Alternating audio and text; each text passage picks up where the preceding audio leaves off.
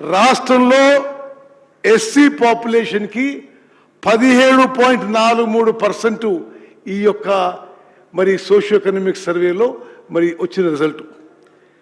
ST population 10.45%,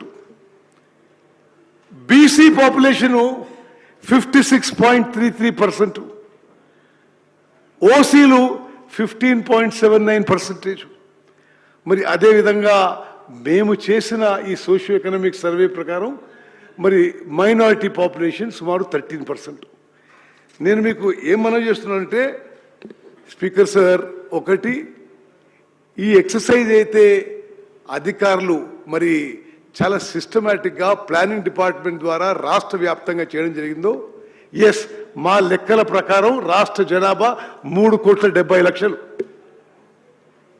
3,70,00,000లో 3,54,00,000 మందికి individual survey జరిగింది. మేము వచ్చిన లెక్క ఫిజికల్గా లెక్క ఎంత వచ్చిందంటే 4,20,00,000 ఉండాలి, 5 కోట్లు ఉండాలంటే దానికి ఎవరేం చేయాలి?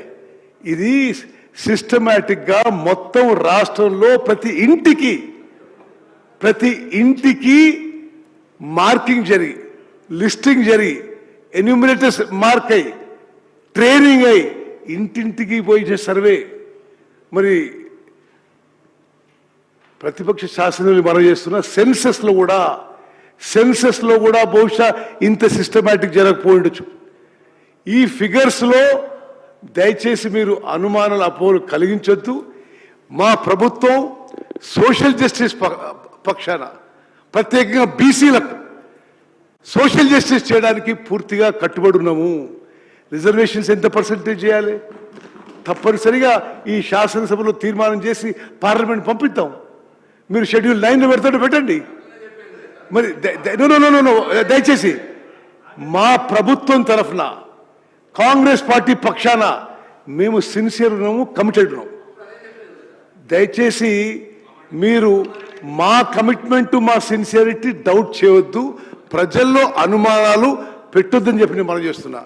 స్పీకర్ సార్, నేను మళ్ళా ఇంటర్వ్యూని అయితే అవసరం ఉంటే కానీ this is a massive meticulous systematic exercise. స్వతంత్ర భారతదేశంలో ఏ రాష్ట్రంలో, బీజేపీ పాలించిన ఏ రాష్ట్రంలో చేయలే. శంకర్ గారు, మీరు నరేంద్ర మోదీకి సలహా ఇవ్వచ్చు కదా, మొత్తం భారతదేశంలో చేయొచ్చని. మరి చేస్తలేరు వాళ్ళు.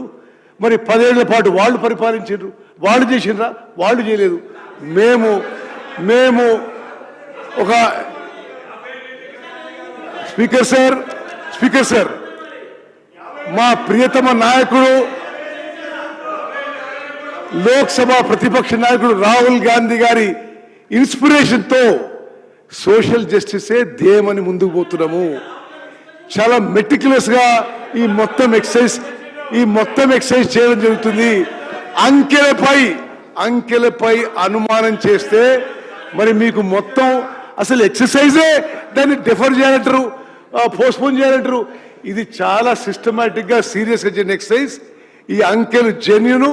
దయచేసి తగ్గింది అంటారు. దేన్ని పోల్చి మీరు తగ్గింది అంటున్నారు? What are you comparing with?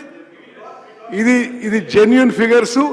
అద్భుతంగా చేసిన ఈ సోషియో ఎకనామిక్ సర్వేకి తెలంగాణ రాష్ట్ర ప్రధాన కార్యదర్శి గారికి, ప్లానింగ్ డిపార్ట్మెంట్కి మనస్ఫూర్తిగా నా అభినందనలు తెలియజేస్తున్నాను.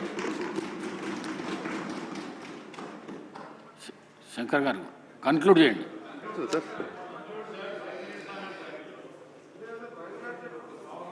గౌరవ మంత్రివర్యులకు నేనేం తప్పుడు చెప్పలేదు అధ్యక్ష. నేను ప్రభుత్వ వెబ్సైట్లో నుంచి మాత్రమే తీసుకున్నా. ఇంకొకటేమో ప్రభుత్వం ఇచ్చినటువంటి లెక్క తీసుకున్నా. రెండుంటి కంపేర్ చేసి చెప్తున్నా. మంత్రి గారు ఏమంటారు ఒక మాట, లేదు మేము ఎక్కడా కూడా తగ్గించలేదు అనే మాట మాట్లాడుతున్నాడు. అధ్యక్ష, నాకు ఒకటి తెలియక అడుగుతున్నా. 2014లో ఉన్నటువంటి సంఖ్య 2024కు వచ్చే వరకంటే 21 లక్ష తగ్గింది. ఇది తప్పు కాదా? ఒకటి నిమిషం. ఐఎమ్ సారీ మిమ్మల్ని ఇంటరప్ట్ చేస్తున్నా. 2014 ఏ సంఖ్య అంటున్నాను నేను? 2014లో జాతీయ స్థాయిలో సెన్సస్ జరిగిందా? 2014లో ఏ ఫిగర్స్ కోట్ చేస్తుందో చెప్పాలి. దానికి ఏ అథారిటీ ఉంది, ఏ డాక్యుమెంట్ ఉండి దయచేసి చెప్పాలని మనం చేస్తున్నాం. అది కూడా చెప్తా అధ్యక్ష, అది కూడా చెప్తా మీకు.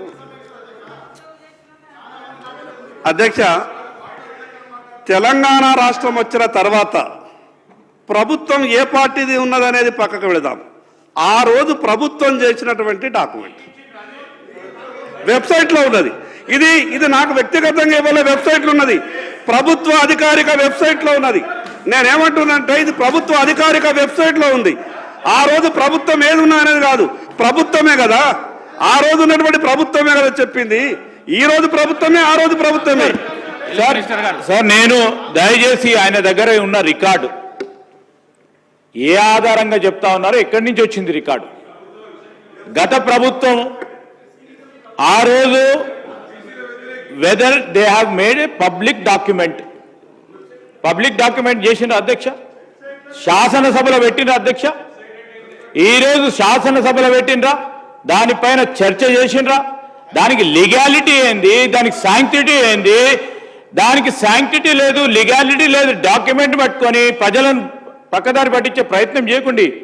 మీరు బయట రెండు పక్షాలు ఒకటి కావచ్చు, లోపల కూడా అదే విధంగా ప్రస్తావన చేస్తే ఎట్లా అధ్యక్ష?